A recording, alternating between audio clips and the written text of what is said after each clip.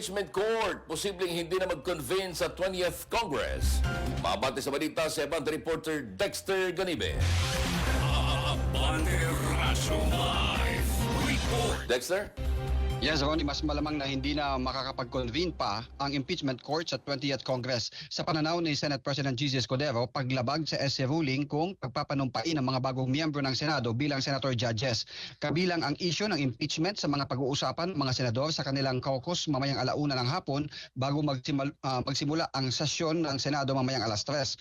Magdidesisyon anya sila sa plenaryo ng Senado at hindi bilang impeachment court dahil sa desisyon ng SC na null and void ang articles of impeachment sa simula pa lang bago ito maiakyat sa Senado.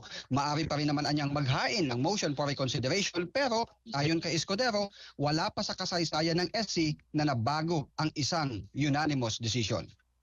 Ako si Dexter Ganibe ng Abante Radio. Ito ang balitang mabilis, mabangis at walang mintis.